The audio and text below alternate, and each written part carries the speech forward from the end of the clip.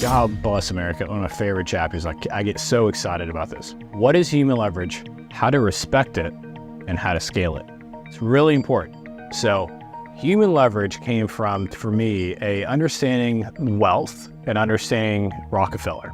John D. Rockefeller said, I'd rather earn 1% off 100 people's efforts than 100% off my own efforts. For years, I struggled with that quote, and for years, I argued with that quote, and I just wasted so much potential because that quote is so brilliant. I would rather earn 1% off 100 people's efforts than earn 100% off my own efforts.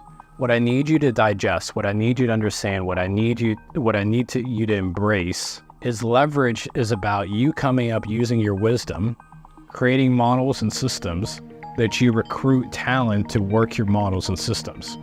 So the important thing about that is, of all of this is what I said first of all, how to respect it.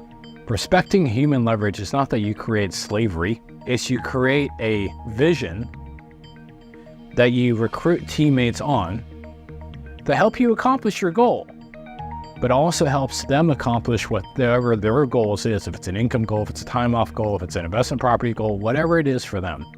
It has to be about them. They have to be the hero, your team, and you just have to be the guide. If it's the other way around, where you are the hero and they're the guide, it just doesn't work. So understand the wisdom of Rockefeller, and he's done okay financially in his life and his family.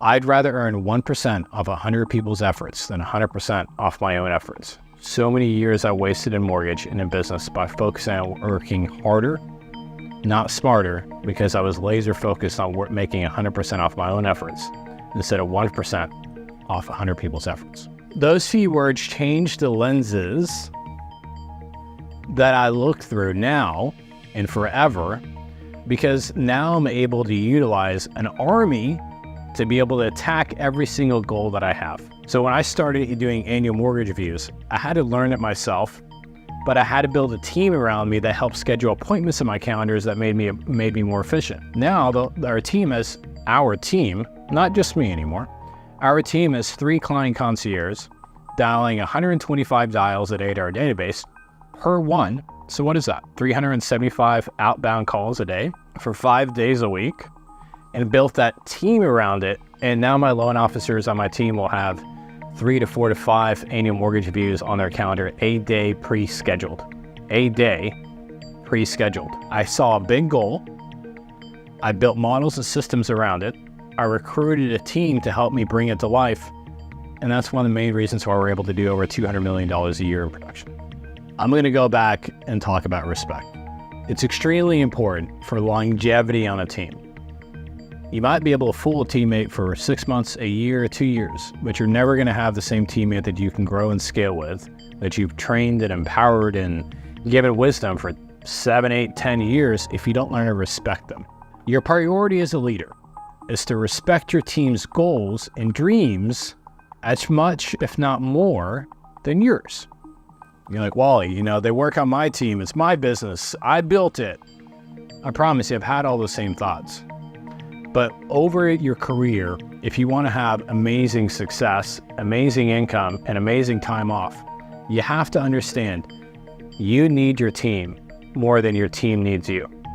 You need your team more than your team needs you. That's got to sink in. You've got to embrace that. You've got to grab that with both arms and hold that tightly. You've got to understand, you've got to respect your team so they can be with you for 7, 10 years, 20 years, so on and so on. And you are able to continuously grow, and they're able to continuously grow because their world, everything they can imagine accomplishing, can fit in the world that you help them provide. That's where leadership comes in. That's where respect comes in. Because when you learn to make it a priority to help your team reach their goals, in return, you will have an army that is focused on helping you reach your goals. And if you've got that army and you've got the right models and systems to help you reach your goals, you're easily going to double your production, double your time off. I promise you. So now we've learned to respect the value of our team. Now, how do you scale it? When you learn to be a leader of leaders versus a leader of followers, then your leaders can create more followers or more leaders underneath them. Think about that. Think about that reduplication. You build a team of 3. They were first in their career, early part of the career, they're your followers. Then those 3 over time become leaders. Then those 3 over time build their own teams underneath your team, your umbrella. They build their own teams, we called it pods. They build their own pods, and they hire and recruit, train, and motivate followers underneath their pods. Over time, their followers become leaders. So now you're the main leader.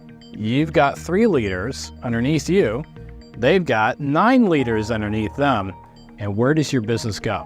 2013, $36 million a year as a loan officer, as a single loan officer. 2023, over $200 million of loans in a year. Plus, I'm out of production and I'm out of the day-to-day in the mortgage business. That doesn't suck. You've got to understand, if you focus on building leaders that build other followers, that grow to be other leaders, the scalability is off the charts. Now, you've got to also understand, you've got to reduplicate your wisdom in your team, which pays you 10x return back, but you've got to make that investment in your team. That's where you become a leader of leaders.